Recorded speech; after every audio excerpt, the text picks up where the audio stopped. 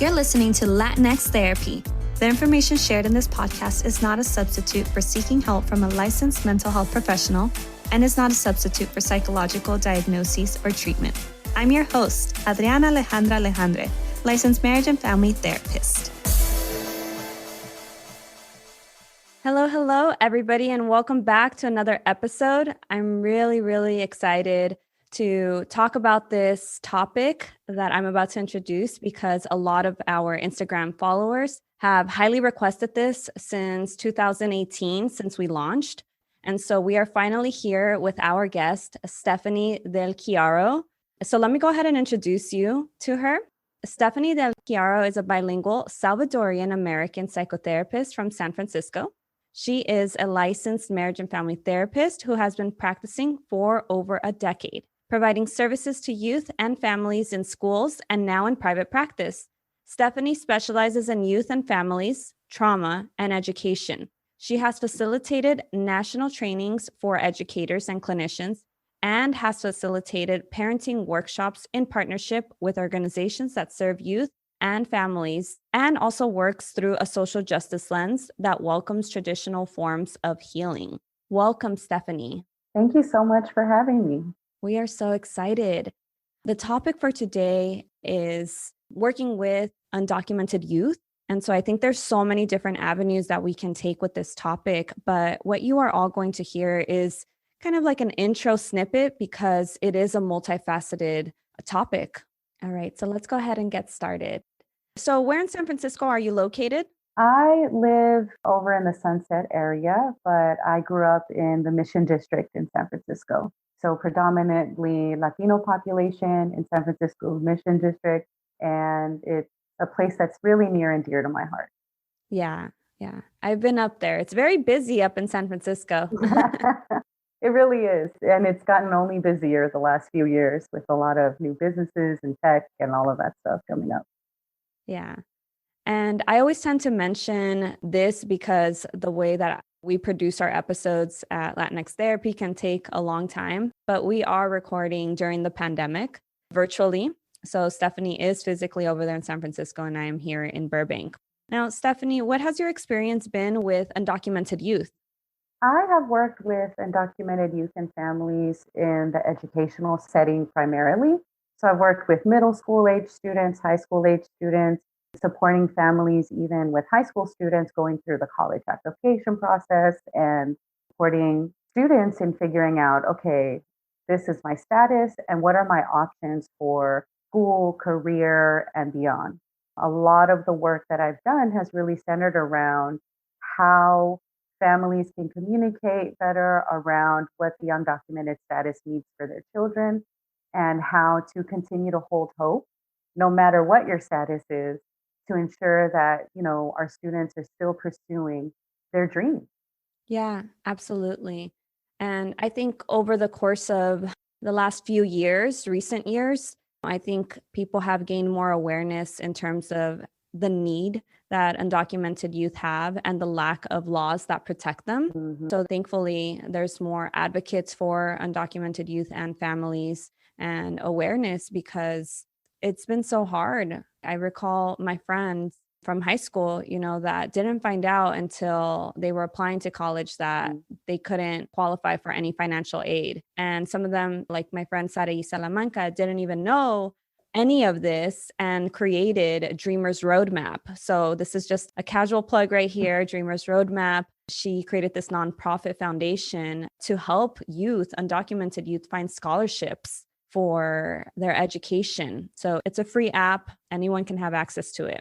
Stephanie, in what context are we going to be discussing undocumented youth? So how are we going to focus on it during this episode? I would love to have us think about high school students in particular and supporting students once they know what their status is, how they can handle the news or understand the news and think about implications for their own life decisions. In your experience, have there been high schoolers that have found out their status, their undocumented status much later, or when they're applying to college? Yes, I have found that there are so many students who don't learn about their status until they have to fill out the FAFSA during their senior year. And that has I have visibly seen the impact of the weight of that knowledge for those students. And a lot of the conversations that I've had with families has been pretty upfront in saying in ninth grade, even, hey, what is the status of your family? As much as you're willing to share, so that we can think about how do we support your student in exploring all the options, alternatives, scholarships, all of those other ways, because the money exists, the opportunities exist. It just requires a little bit of a shift in the approach for students accessing money, college, and all of those things. And so I can think of a few students in particular. I can't name any names at this time, but Right. just the impact of, well, I worked so hard. I wanted to go to this 4-year college. I wanted to go to this private college. I've worked so hard. I've gotten the good grades. And now I can't do that. So that's been very challenging to witness. And so we want to have conversations with, as a family, as early as possible in a way that's developmentally appropriate about what our status means, what our status means about how we move around in this country, the activities that we do, and the choices that we make for our future. Again, I just want to continue to reemphasize that it's not the end of the road, it's just figuring out the path to get to your destination. Yeah, absolutely. Why is it that some undocumented youth find out much later? What do you think it is about the family dynamics or their situation? I think status is very taboo still. Status is so taboo, and families want to hold on to that. And it's not a bad thing. It's just you want to hold on to knowledge about your status because you don't know how the other person will use that information either for your benefit or to harm you. So a lot of families live in fear of, well, nos encerramos, we'll close ourselves up, we'll stay quiet about our status because we don't want to alert anybody that could report us. And I think I've seen this happen with families who have also chosen to encourage their children to assimilate as much as possible to American culture, to, maybe lose the language or cultural practices because I want you to be a model American. And I think that's a key reason that folks don't discuss this with their children until much later. And I think a lot of the parents that I have worked with in particular also have not pursued higher education or had higher education in their country of origin. So there's that unfamiliarity for how status impacts students pursuing higher education and career and all of Absolutely. Some of the mental health challenges that I have experienced myself as a clinician working with this population, not in the school setting though, in private practice pro bono work, has been high levels of depression, even suicidality, but so much shame, even in suicidality, because religion also plays a key role. Especially right with first generation undocumented youth, there's so much pressure, so many expectations of them making a career for themselves, but also their families and bearing the weight of the entire family's fate. What have been some of the mental health challenges? And we'll also ask about the strengths, but challenges that you've seen in undocumented youth. everything you just mentioned.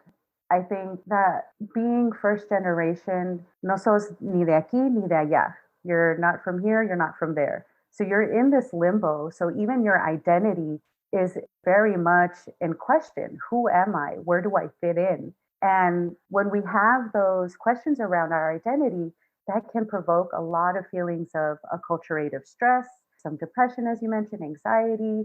And when unmanaged, a lot of times those same symptoms can lead, as you mentioned, to suicidality. I think that a lot of the questions that youth who come to learn late in life that they're undocumented, they feel disenfranchised. They feel like they've been lied to. So there also can be some rupture in the family system if they find out later, well, mom and dad or abuelo, abuela, or whoever it is, they kept this information from me and now I find out, okay, so the whole world's been lying to me. So now I don't trust anybody. So there's this sense of distrust. It impacts their self esteem.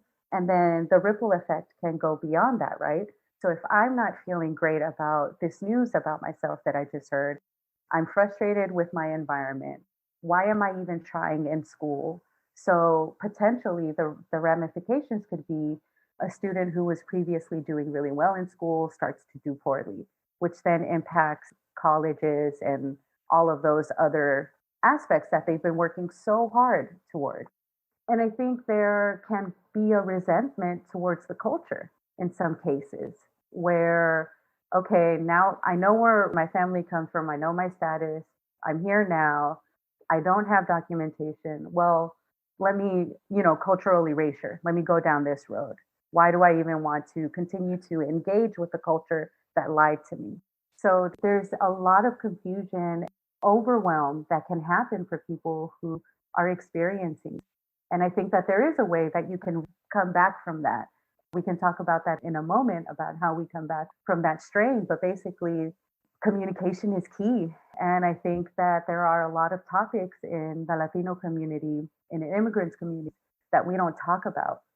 I know in my family, when my family came over here to the US, they came during the Salvadoran Civil War in the late 70s and early 80s. They were focused on survival. So we didn't talk about mental health. We didn't talk about what it means to come from an immigrant family, what it means to be first generation, because we were focused on survival. And when you're focused on survival, all of the hormones in your bodies are heightened and your adrenaline is up a lot of the time. So your response is enacted. So we're not even in the cognitive space and the mental space to talk about this a lot of times, Mhm. at least in my family in particular, because we were focused on rent, food, I got to go to school, got to pay the bills. So there's no space to talk about feeling, you know? Yeah, absolutely. No, I can definitely relate. And I know a lot of the people that follow Latinx therapy have definitely mentioned that that's why they listen, that's why they follow the account, because we connect with so many experiences, lived experiences. Mhm. And in my family, it was the same way. And I didn't grow up necessarily with the stigma of mental health because it wasn't talked about out of just lack of knowing that it's a thing. Mhm. Because of that survival mentality. Just my mom from Guatemala experienced so many traumas, and all she knew Mhm. was how to survive financial crises in the home, how to Mm. survive with young little ones, how to survive as a woman in a man driven Mm. industry, right? Newspaper route. She still is a newspaper courier. Mm. So my whole life, I've just witnessed and grew up in a let's be on survival mode, go, go, go, automatic pilot. We don't focus on the present. It's all future oriented. Right. And I see with a lot of my undocumented clients that they are very future oriented. And we'll also talk about treatment, but that's one of the main reasons why we can't focus when starting off therapy with people who recently immigrate, regardless of age. We can't focus on feelings at first, more so because we got to focus on resources, like the physical resources, Mhm. getting children enrolled in a school so that there's no DCFS threats, right? Getting food on the table and shelter and, these basic necessities. And I know that there's a lot of controversy of, well, why don't we focus on feelings first? Because feelings are everything in the psychology realm, but this is also cultural attunement and sensitivity, paying attention to the basic human needs. Mhm. And it's a dance, right? If I don't know you and you start with asking me deep feeling questions, that's not going to help me trust you because I now feel like you're pushing me to discuss about something that I'm not yet ready to discuss about because I don't know you yet. I need that relationship first to be able to know, can I trust you? Do you understand me? Are you here with me? And then we can go into the feelings route. And exactly as you said, Maslow's hierarchy of needs, right? We need to ensure that we're taking care of all of our basic necessities because, again, we just talked about it, right? Our brain will go into survival, fight or flight mode. So, feelings and that cognitive processing part isn't activated at the moment. So, we can't even psychologically go there because our bodies are figuring out what our basic needs are in the moment. And so to start off with feelings first is not only cultural attunement, it's also maintaining respect and building relationship with the other. Yeah, completely. So, we just talked about some of the mental health challenges, but I also find it equally as important to discuss some of the mental health strengths that you see. Mhm. So, what are some of those that you notice in undocumented youth in with high schoolers? Culture. Culture is a huge resiliency. So whether it means cultural practices, making altares as a way of staying connected to your family and your ancestors, no matter where you are, that's something you can do anywhere, right? Baile folclórico, drumming circles, all of these cultural activities are so beautiful and old practices that still impact our spirit, that still impact our wellness. So I think as far as resiliencies go, witnessing undocumented youth still hold on to the important pieces, their values, is something so beautiful and also that helps to sustain people. So that's the first thing. Social resources, right? So, something that I did in the schools that I used to work in was to think about youth who are in a similar situation. So, I would hold support groups for all seniors, I would hold support groups for undocumented youth, undocumented seniors going through this transition and asking the same questions around identity and next steps. So, whatever your social resources are, if that's going to be super helpful. As far as other strengths in undocumented youth, I feel like, and I can say this as a bicultural person, right? When you speak multiple languages or when you're engaged in multiple cultures, I feel like it gives you a different way of moving in this world. There are certain things that you might be more attuned to, or certain ways of expressing yourself that, like, you have choices in vocabulary. So I think that that is another beautiful, beautiful thing about being bicultural, about being undocumented, that will help to sustain folks as well. Yeah, completely. And I think along the way, a lot of undocumented youth end up finding also mentors and Mhm, different sources of support outside of mhm, the family and within the family. So I think that is also a natural strength that comes up that mhm. helps the mental health of that youth ongoing Yeah. because they have that person in their corner that's helping them throughout, and this is lifelong. Yes. Yes. And I think thinking about like outside of home support, there is an organization that I've known about for a while. They had a name change. They're called Immigrants Rising. And they have a lot of resources for educators, for immigrant youth, undocumented youth, for families. And they now offer free mental health support for undocumented youth. And that is an amazing partnership that I'm a part of, offering pro bono services to undocumented youth. And I think it's such a beautiful thing to make mental health more accessible to youth who might benefit from that. And I think that there's a lot that schools can do, even at the middle school level, just to support parents and engaging in discussions around mental health. So, thinking about the resiliencies and the strengths outside of the home, I think there are a lot that you can find in schools, in other organizations like Immigrants Rising, because I think that a lot of what happens for undocumented youth is there's this pressure, I have to find the information, I have to do it by myself. But there are these other people and organizations that can support you. So the strength is in being independent, but also I want to put a call out to my undocumented youth to say, yes, you can do on your own. And there are these other folks out there that can support you. Absolutely. And we'll talk about those resources too, and they're going to be placed in the show notes. So I think all of these strengths, they may not be visible or felt in the moment, again, because of being in flight, fight, freeze mode, or just because of the circumstances. Sometimes, especially coming from large families, they're worried about families back home that stayed, or there's circumstances in the present that they can't really focus on these strengths, but they are felt with time. And I Mhm. know that that's a very hard lesson, but there's also, as we're mentioning, people in their corner. Mhm. So let's talk about some of the treatment approaches that are common and helpful with undocumented youth, or also some cultural adaptations that you may have found to be useful. My go-to is narrative, trauma-focused narrative CBT. So it's all the evidence-based practices really focusing on telling your story as you know it, and there's an opportunity to even write your future. So I think the that part is pivotal. There's a lot that even I'm learning now about my parents' immigration story. And it's been really nice to learn more about my history. So being able to add that to my story and being able to tell that story is so healing, so important.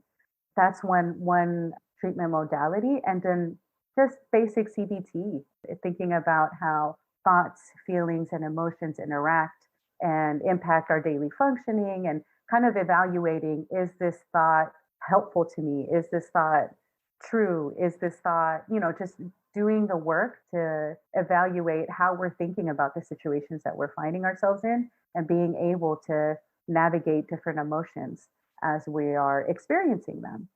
I also just think that there's a lot of space, and this isn't what we may ordinarily, although the field is changing now, but this isn't ordinarily what we may find to be true in our schooling, right?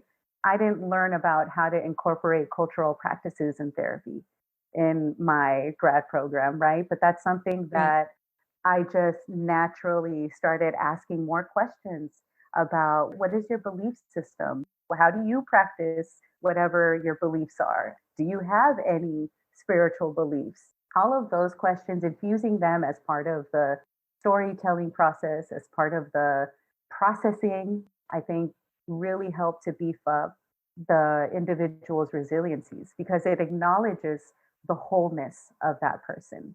I feel like a lot of times traditional psychotherapy says, sit on the couch, tell me the story, what's wrong with you? Okay, now I'm going to tell you how you fix it. And that's not at all what works for all communities. And so for ours, there's that sense of bonding, that sense of, infusing spirituality, talking about energy, those kinds of things that are really important to make sure that our support for undocumented folks is well rounded. Yeah. And I would even add that giving undocumented folks like a place where they can even find humor, Yes. right? A safe place to laugh because maybe there's so much seriousness Hmm. in their family Hmm. due to traumas, due to undiagnosed mental health conditions potentially. And then at school, right, they're very focused. So just reminding them that it's okay to laugh and smile guilt free, but in what ways, right? So it's like returning home for them, like Yes. internally. What are ways that they can find their personality again? Because so much of it, due to the pressures, gets lost. Hmm. And along with this, I am certified in EMDR, so I always plug that in because I love that approach, but I recognize also that it isn't for everyone. So it's definitely on a consent by consent basis with undocumented folks. But EMDR can be very useful for PTSD, right? Anxiety, depression, all sorts of things. But specifically with undocumented people, I do find that it's important to provide some of that space of traditional talk therapy and bringing in some of these modalities that Stephanie has mentioned Hmm. because they haven't been given the opportunity to talk. And yes, we mentioned they need the resources, but they also do need to just learn how to express and identify their feelings Hmm. because that's going to be key so that they can be able to help themselves back home or at school, right? Identifying these somatic sensations in their body that warn them Hmm. that they need to tune into. And I find somatic work to also be very beneficial for them. So that's all I wanted to mention about that. Yes, yes, absolutely true. I think the somatic work in particular is incredibly important for all communities. Tapping into yourself. Like we talk a lot about in Latino communities around prayer and religion and how that can sustain folks, but we don't always talk about like where in your body are you feeling whatever you're feeling. Hmm. We've slowly lost that connection over time as society has modernized and become more technologically advanced. We've lost a lot of ancestral practices that we held to get to know self and others and to build ourselves up. So that is incredibly important. Yeah. And then also there's the stigma of like listening to your instincts makes you seem like you're crazy. Like even Mhm. the medical system, right, invalidates us. Even the field of psychology used to invalidate people of color for having these instincts Mhm. and is still in the process of being reversed. But through the DSM, it has. The DSM is the Diagnostic Statistical Manual of the book that we use to read the criteria for each diagnosis, in which still needs a lot of work. But just what I want to say is that I want to validate Stephanie's point in that these sensations have been lost through generations as a survival mechanism to be able to protect ourselves from harm from Mhm. people and not be judged or stigmatized. So it's all of the erasure that has happened, but that we're reteaching to clients and to validate them when they do have these somatic instinctual experiences. Mhm. Exactly. It's their voice saying, this is not a safe space. This is not a safe person. I can't trust this person with my status, to listen Mhm. to that. But Stephanie, what are some resources that you have for us? Yes, I mentioned Immigrants Rising a little bit ago. Again, just as a recap, they support undocumented youth in their pursuit of higher education. They also offer connections to scholarships, support with DACA, free mental health services, and they are continuing to expand. So they are a wonderful organization for you to look into. There's also informedimmigrant.com. They have a lot of information around DACA and other know your right information. They have it in English and in Spanish. That's a really great resource for you all to use if you need it. And then for parents in particular, First Five of California, they have a lot of resources that talk about developmental milestones. So how your child should develop, what's typical, what might be non-normative, and how you can support your child's development by reading, singing, spending time with your child. I know we focused a lot more on high school students, but this is something that's super helpful for parents of younger kids as well. So they have resources in English and Spanish. And for my clinician friends, my clinician colleagues, I also want to offer that Informed Immigrant also has a guide for mental health practitioners who are supporting undocumented folks. So go on informedimmigrant.com, find the mental health practitioner resources, and you will find some helpful support for you as you're supporting undocumented. Yes, completely. I love those organizations. I collaborate with them all the time. There's also fwd.us forward.us that they also do partnerships with informed immigrants and also Immigrants Rising. And through these, you can find many other organizations in Mhm. their homepage that they collaborate with.